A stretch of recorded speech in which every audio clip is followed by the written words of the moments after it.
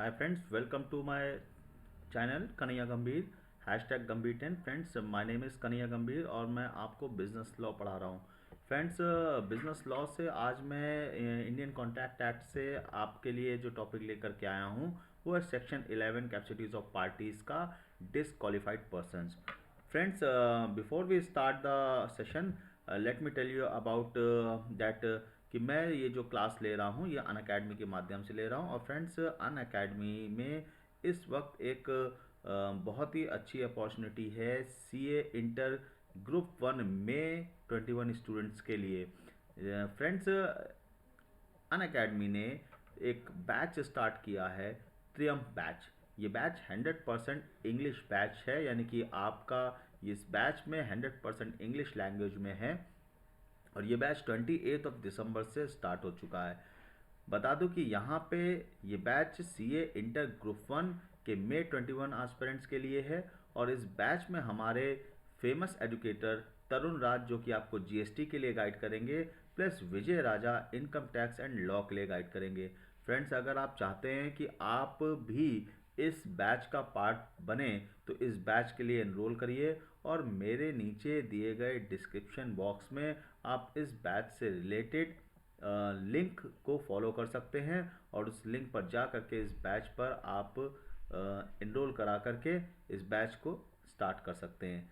बता दूं कि इसमें आपको 100% कोर्स कंप्लीशन भी मिलेगा, प्लस नियर अबाउट 1000 के करीब आपको आवर्स भी मिलेंगे, डाउट क्लियरिंग सेशन मिलेंगे, प्लस हर वीक में आपको क्विज भी मिलेगा जिसका आप जो है पार्टिसिपेट कर सकते हो। तो फ्रेंड्स, 100% इंग्लिश मीडियम बैच है। देर मत करिए, जल्दी से इस बैच के लिए एनरोल कराइए। त्रियम बैच, लेट्स क्रैक इट। आइए अब बात करते हैं हम लोग section 11 meaning of capacities of parties की। फ्रेंड्स, बता दूं कि कैपेसिटीज ऑफ पार्टीज का मतलब मैं आपको अपनी पिछली क्लासेस में भी बता चुका हूं, फिर से बता रहा हूं कि कैपेसिटीज ऑफ पार्टी का मतलब कि जब कोई पार्टी किसी भी कॉन्ट्रैक्ट को करने के लिए कैपेबल हो, यानी कि उस पर किसी भी तरीके की लॉ के द्वारा कोई रोक टोक ना लगी हो, उसकी एज इतनी हो कि वो लॉ के द्वारा उस पर जो लीगल ऑब्लिगेशन है वो लीगल ऑब्लिगेशन अराइज की जा सके, और उसकी जो मेंटल स्टेटस है वाइल मेकिंग अ कॉन्ट्रैक्ट बनाते वक्त वो बिल्कुल पूरी तरीके से मेंटली स्वस्थ हो, कॉन्ट्रैक्ट के टर्म्स एंड कंडीशन को समझने वाला। तो सेक्शन नंबर 11 हमको ये बताता है कि कोई भी पार्टी किस वक्त कॉन्ट्रैक्ट को करने के लिए कैपेबल कहलाएगी। अगर उसकी एज मेजोरिटी एज में वो पर्सन हो तो। मेजोरिटी एज, देखिए इंडियन मेजोरिटी एक्ट तो 18 साल बताता है, लेकिन 18 साल या उससे ऊपर का पर्सन मेजर कहलाता है और उससे नीचे का पर्सन माइनर कहलाता है। लेकिन अगर दूसरे एक्ट्स की बात करें, गार्जियनशिप एक्ट की बात करें, तो मेजोरिटी 21 ईयर्स के में अटेन करता है।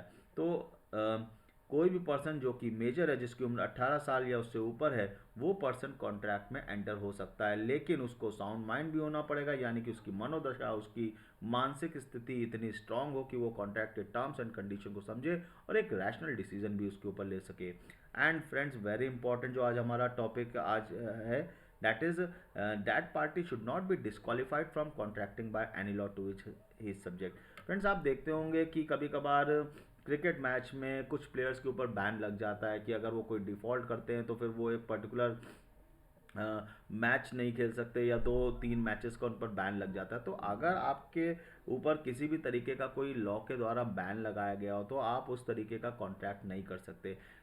अगर मैं बोलूँ कि मैं अन अकेडमी में पढ़ा रहा हूँ और अगर कोई भी अन अकेडमी मेरे ऊपर बैन लगाता है कि आप अन अकेडमी में अगर पढ़ाओगे तो किसी भी स्कूल में, कॉलेज में नहीं पढ़ा सकते, तो ये भी बैन जो है वो वैलिड कहलाएगा and I will be disqualified from teaching anywhere else on academy.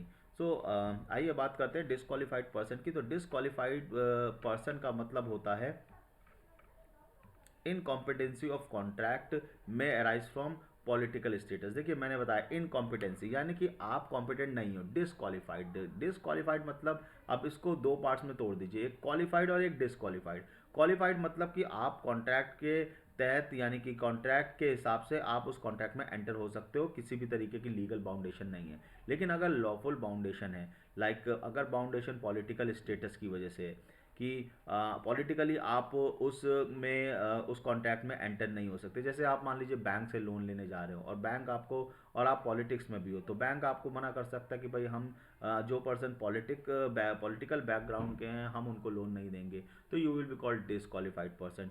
Similarly corporate status अभी मैंने आपको अन अकेडमी का एग्जाम्पल दिया कि अगर मान लीजिए कि मैं अन अकेडमी में पढ़ाता हूँ और अन अकेडमी कंडीशन रख दे कि नहीं आप और किसी संस्था में नहीं पढ़ा सकते सिवाय अन अकेडमी के, so I will be disqualified from teaching anywhere except in Unacademy.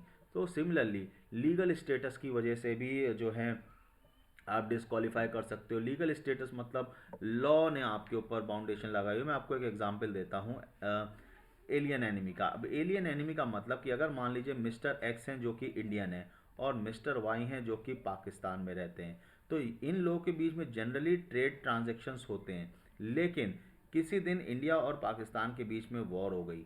तो जिस दिन इंडिया और पाकिस्तान के बीच में वॉर हुई उस दिन मिस्टर एक्स जो हैं वो मिस्टर वाई जो हैं वो मिस्टर एक्स के लिए, यानी कि इंडिया के हर एक नागरिक के लिए पाकिस्तान का हर एक नागरिक इंक्लूडिंग मिस्टर वाई जो है वो एलियन एनिमी कहलाएगा, यानी कि वो एनिमी जिससे हमारी वॉर चल रही है। और हमारा लॉ कहता है कि अगर कोई पर्सन एलियन एनिमी है तो उस केस में हम उसके साथ कॉन्ट्रैक्ट नहीं कर सकते या किसी भी तरीके के कॉन्ट्रैक्चुअल रिलेशंस नहीं रख सकते, कोई भी ट्रांजेक्शन नहीं कर सकते। तो इस केस में mister Y will be disqualified from contracting with mister x.